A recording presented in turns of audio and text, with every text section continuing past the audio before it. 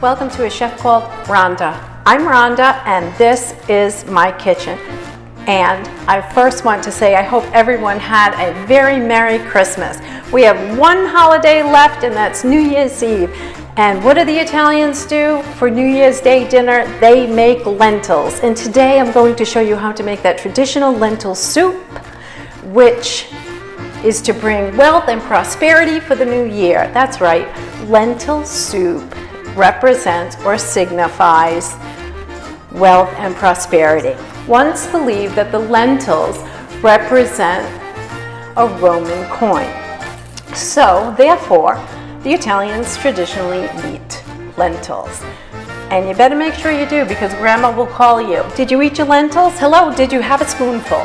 Just as tradition has it, on New Year's Eve, if the lentils have already been prepared, and traditionally I make it a couple of days ahead so that it has that full flavor when I go to serve it on New Year's Day.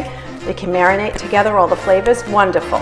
Just before or just as the clock strikes midnight, the family would run to the lentils and take a bit, a tablespoon and eat it. That's just something that the Italians do. This is the way I was brought up. And today, grab your trusty wooden spoon, follow me back in the kitchen, and I look forward to showing you how to make this authentic lentil soup. To do that, I want to say hi to all my subscribers and many, many thanks for subscribing. If you haven't subscribed to a chef called Rhonda, please would you consider. While I glove up, I want to talk a little bit about the lentils. I have 3 different varieties here, and traditionally Grandma would only use the brown variety. I don't know if it was something to do with that's all she could get, or that's all my grandfather would bring home. She didn't drive. He was the guy who brought all the groceries to her, so be that as it may. Today, I'm going to show you how to make the lentil soup using 3 different varieties. Not before I mention, lentils are an excellent source of B vitamins, iron, magnesium, potassium, and zinc. They're also a great source of plant-based protein and very high in fiber. So you really can't go wrong. Now, I do add sausage to this recipe. This is the way I was taught.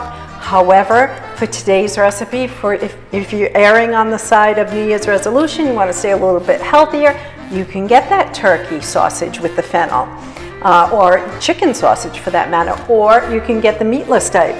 Any type of sausage will do with this recipe. It will be perfect. So today I'm using 3 different varieties of lentils. I have, this variety I'll show you is the orange lentil, and it looks and represents the coin. Can you see that? Orange lentils. My second variety is the green, your ordinary lentil, and you can see the brown lentil. Can you see that? And my third variety, my black lentil. Now, there's a secret to cooking lentils. If you're not careful and you overcook the brown lentil or the orange lentil, they will go to mush and you won't have a bite. It's tradition where you want to pick up your spoon, take a bite, and have that nice chewable chunkiness to the lentil soup. So you want to be careful and not to overcook. Black lentils will not go to mush as quickly. So I will add a bit more black lentil to keep that nice thickness or nice bite, if you will. Can you see that? That's the black lentil, representing that coin. Okay, hi guys, here we are. I have our ingredients laid out for you. I have our lentils, which include orange lentils, black lentils, and our brown lentils, also known as green lentils. The black lentils, as a reminder, is the sturdier lentil of the 3 and will retain their shape far better. So careful not to overcook the lentil soup, that's an important note. Okay, so our other ingredients, 2 sausage links, a tablespoon of cumin, a 1/3 cup of raisins, a 1/3 cup of currants, 1 teaspoon of Himalayan salt, 2 minced garlic cloves, 1 whole garlic clove for good luck, 1 yellow white onion, chopped finely, a teaspoon of red pepper flakes. Over medium heat, I have a heavy stock pot, which I will add our 2 cupful of extra virgin olive oil, and I'll heat that until there is a sheen to the olive oil. Duly noted here, I'm using my trusty wooden spoon as well as a nice stainless steel pair of tongs. I'm adding our olive oil, and we will heat that for about a minute, maybe a half minute.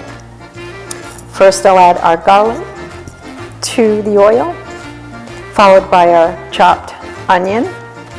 I'll turn that and mix it and wait for about a half minute until it turns translucent or opaque. And then I'll add our currants. Currants are tougher in nature than a raisin, so I always add the currants first, so I allow that to soften and render any nice flavor out of that currant. Next I'll be adding my Himalayan salt. And then, of course, this is the punch here. A tablespoon of cumin, a good quality ground cumin works best for this recipe, and I heat the spice through and through. And next I will add our raisins until they plump up just a bit, and that'll be about a minute. And you can see everything together here in the pan. It's coming along quite nicely. And I'll grab my tongs, and now it's time to add our sausage one at a time. And I'll allow that sausage to brown at the bottom of the pan. That'll take about a minute and a half. And I'll go in with my tongs, and I will turn the sausage, and I will do the same to the other side. Now, the smells here are incredible, and it smells heavenly. And again, as our sausage browns, and as we take a moment to say thank you for watching today's cooking show, I'm adding our brown lentils, followed by our black, in that order, followed by the orange. And I'm using 2 cups of each. And finally, I'll add our red pepper flakes into the mixture. That just offsets any sweetness from the raisins and currants, kind of gives it that variety of taste. And now I'm going to incorporate all the mixture together using our trusty wooden spoon. I'm going to allow the lentils and the spices to heat through about 2 minutes. Careful not to burn. Of course, your pilot is on low heat here. One little addition here that I forgot to note, Grandma always put a whole anise clove into the mixture, and that aids in attaining a nice broth. Also, you will note I add 1 whole halved onion to our broth, just adding another level of flavor to our broth. I do not use anything other than plain ordinary tap water to create the broth. I'm using 4 cups. Lentils will absorb water, so keep an eye on it because these lentils will simmer over a low heat for about 2 hours, and you want to check on your lentils from time to time. It's customary to serve a hot lentil bowl. It's customary to serve lentils with hot Italian bread on the side. Here we are adding that whole onion, and you can see our anise clove is somewhere in there, and always, please duly noted, discard that anise clove or look for it before serving our lentil soup. I will cover our lentils, bring them to a boil, and then I will reduce the heat to a low. It's always healthy, always delicious, and always fun. Many thanks for watching today's cooking show, Lentil Soup with the chef called Rhonda. Please subscribe if you haven't already done so. I'm reducing the heat and covering, and I'll allow this lentil soup 2 hours to simmer. Don't forget to check on your lentil soup. Okay, ya finito. Our lentil soup is plated. I sliced the sausage and placed 2 slices on top. It's the aroma in the kitchen is second to none. I wish everyone a happy new year 2022. From my kitchen to yours, it's always healthy, always delicious, and always fun. Until we meet again, arrivederci. Bye. Enjoy.